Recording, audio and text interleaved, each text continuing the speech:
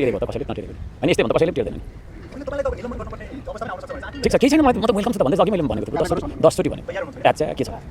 हामी न्यायको पक्षमा लड्छौँ हेर्नुहोस् न्यायको पक्षमा समानताको पक्षमा होइन लोकतन्त्रको पक्षमा विधिको शासन संविधानको कुरा होइन गरेर चाहिँ हामी बोल्दाखेरि हामी लड्दाखेरि हाम्रो अडान लिँदाखेरि कोही कसैले हामीले हेर्छ भने होइन हामी हेरि त माग्दैन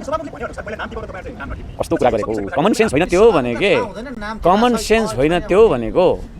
हाम्रो प्रतिनिधि गएर नाम टिपाएको कुरा गरेको कुराहरू त सबै थाहा छ त उसलाई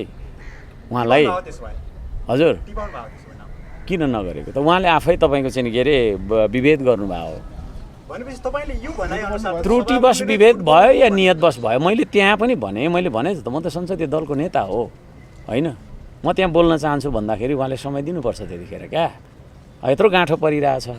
अनि दिन्न भनेर अटेर गर्दाखेरि अन्त त दिनै पर्यो नि त होइन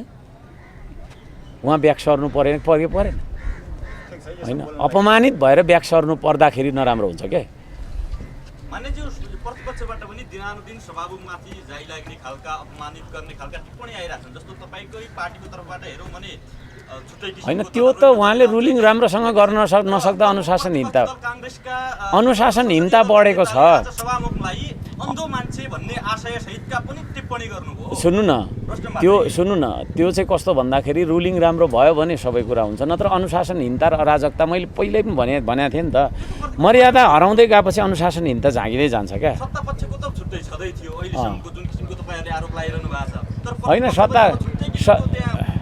सत्ता पक्षको 2-4 दिनदेखि राम्रै छ त्यस्तो नराम्रो छैन सत्ता पक्षको फेरि राम्रोलाई राम्रै भन्नुपर्छ सत्ता पक्षको सांसदहरूको 2-4 दिनदेखि चाहिँ होइन उहाँहरू त्यसरी बोल्नुहुन्न त्यो नगर्नु पर्थ्यो तर सभामुखज्यूले लास्टमा के गर्नुभयो भने हामीलाई बोल्न नदिनु भने चाहिँ त्यो चाहिँ उहाँको ठुलो गल्ती हो त्यसो गर्नु हुँदैन हामीलाई बोल्न नदिनु भने त के हो त्यो जनतालाई बोल्न नदिनु हो नि त नाराबाजी गर्दै गर्दा सभामुख मुर्दाबाद भनेपछि आवाज सुनिन्छ के के थो आवाज सुन्नुभयो खोइको नि त के भनियो खोइको नि त के भनियो सुन्नुभयो बा एआई हो अहिले त एआई हुन्छ र क्या चितै दुखेर मुर्दाबाद भन्नुभएको त होइन यस्तो छ उहाँले पेलेर फेरि पढिराख्नुभयो नि त त्यस्तो असन्तुष्टि भएपछि त के छ र हो नाथे 2 मिनट 3 मिनट बोल्न दिन के छ र त्यही कस्तो हो होइन छैन यथावत छ हाम्रो त सचाउनु पर्छ भन्ने यथावत छ तर अरू त्यही प्रतिपक्षीहरूले चाहिँ उहाँहरूले चाहिँ अडान छोड्यायो कि जस्तो छ अरू प्रतिपक्ष खुसी भयो आज सभामुखको भूमिका ठिक छ बोल्न दिनुभयो भनेर भन्नु जानुभयो त्यही त भनेको त मलाई पनि बोल्न दिएको भए त म पनि खुसी नै हुन्थ्यो होला नि त होइन यो व्यवहार त ठिक भएन नि यो त जनताले मूल्याङ्कन गर्छ नि त गर्दैन छैन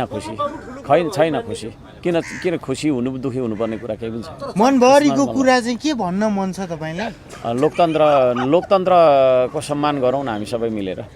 तपाईँहरू पनि लोकतान्त्रिक बन्नुहोस् होइन लोकतान्त्रिक पत्रकार कुनै पार्टीको हुँदैन बायस्ड गर्दैन है कुरा बुझ्नुभयो नि लोकतन्त्र तपाईँको सुन्नु न लोकतन्त्र तपाईँको सुन्नुहोस् है लोकतन्त्रमा पत्रकार स्वतन्त्र हुन्छ पत्रकारले प्रधानमन्त्रीलाई पनि प्रश्न सोध्न पाउनुपर्छ होइन तर यो देशमा त पाएको छैन हो त्यही लोकतन्त्रको लागि त म कराउँदैछु हो अब म एक दिन सदनमै बोल्नेवाला छु त्यहाँभित्र रोस्ट्रममा कि प्रधानमन्त्रीले पनि बोल्नुपर्छ यहाँ अगाडि आएर यहाँ उभिएर किन आउँदिन म जति धेरै जवाफ दिने त कोही राजनीतिमा छ आजको दिन